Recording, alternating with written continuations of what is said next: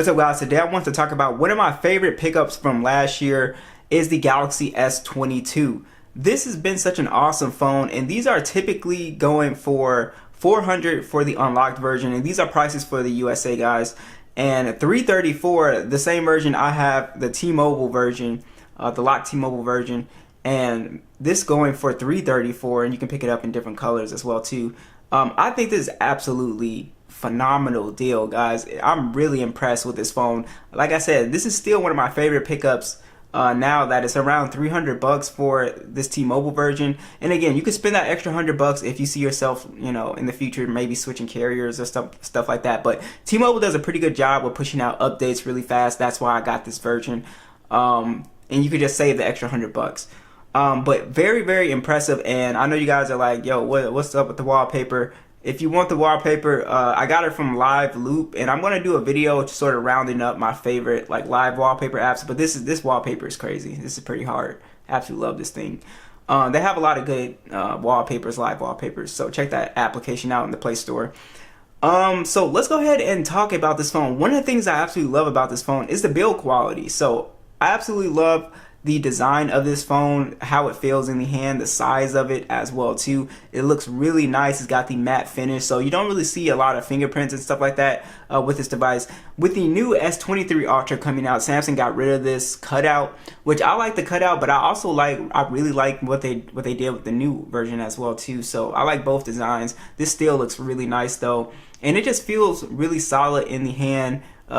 Fits well. It's not too boxy to where it's kind of uncomfortable to hold, and I think for people with smaller hands, I think it's still pretty easy to hold as well too, even though it's somewhat of a, you know, I don't think it's a big phone at 6.1 inches. I think it's, you know, for people with small hands, this should be somewhat comfortable. And then also you have IP68 dust and water resistant as well too on here. All right, next I want to talk about the display on here. It's my next favorite thing about this phone. It has very slim bezels, so it gives the phone like a super nice premium look to it. As you guys could see, punch hole up top, and just a beautiful, you know, Samsung display here. Super vibrant. It's a 6.1 inch display. It's a dynamic AMOLED display, and it is HDR10 plus at 120 hertz. And then you also have a 1080p resolution with 425 for the PPI, and it's a beautiful display. It gets pretty bright too outdoors at 1300 nits peak brightness, so it's pretty easy to see outdoors. And I absolutely love the display. Slim bezels on here, beautiful colors, and the resolution 1080p, pretty high PPI. It looks pretty good on this size display, so I have zero issues with display quality. And also, it does not have a curve like the S22 Ultra. It's a completely flat display, which a lot of people, you know, will like. So, you know, it's easier to put screen protectors on flat displays. But overall, the display is absolutely beautiful in here. I think it's definitely one of my favorite things. So I've been hearing a lot of, or seeing a lot of comments, now should I upgrade my S10e to the S22? And I'll do that comparison for you guys. But I think for $300, yes, go ahead and make the move. I think it's a really good upgrade. Yes, it's going to be a little bit bigger at 6.1 inches, but I think well worth it for all of the upgrades that you get with this phone. And let's go ahead and talk about the software experience. So the S22 is going to have a very long lifespan. It gets 4 years of major OS updates, and then I think around 5 years of security patches. So extremely long lifespan with this phone. So if you decide to buy this phone, just know it has a very long lifespan. So you won't really have to upgrade for a very long time.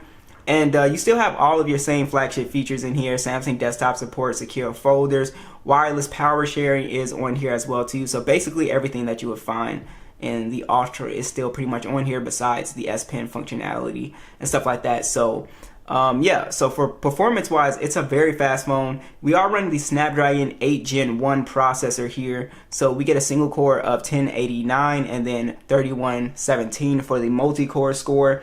And the processor runs really great.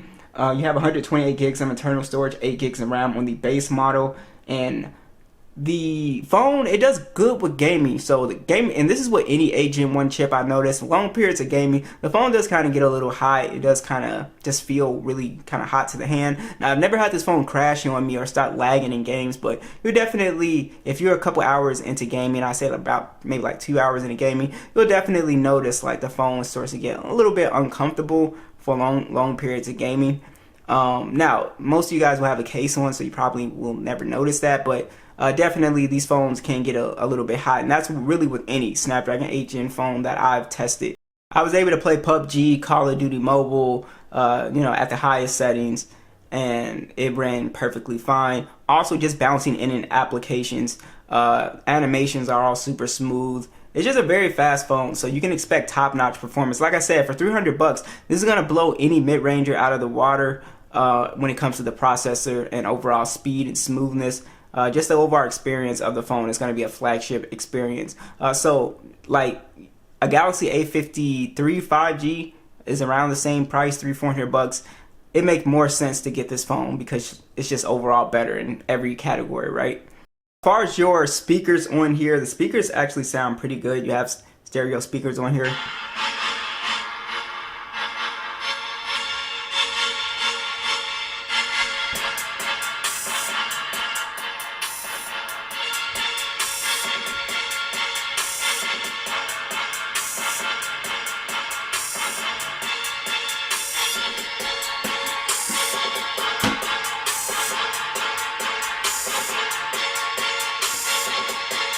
So speaker quality, you get pretty good bass on this phone, and you also, the top speaker also does a really good job with putting out a pretty loud and good enough sound if you block this bottom speaker. So I think the speaker quality is pretty good. And also, as far as the under the display fingerprint sensor, that works very fast as you would expect. You can also take advantage of the face unlock as well too. Now the real actual highlight with the S22 is actually the cameras on here. So you're getting pretty much a flagship experience camera still on this device. It can go toe to toe with the best phones on the market pretty much, and it's got 50 megapixel standard, so you get very high resolution shots, 10 megapixel telephoto lens that does 3x optical zoom, a 12 megapixel ultra wide. It can shoot in 8K 24.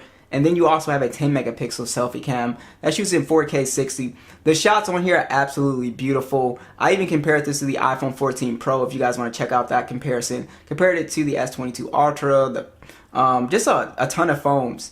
And it does a phenomenal job with image quality. You get great dynamic range, the ultra wide, very consistent to the main lens, the beautiful colors, very vibrant, sort of classic Samsung image processing. I think the pictures speak for themselves. Just overall beautiful shots.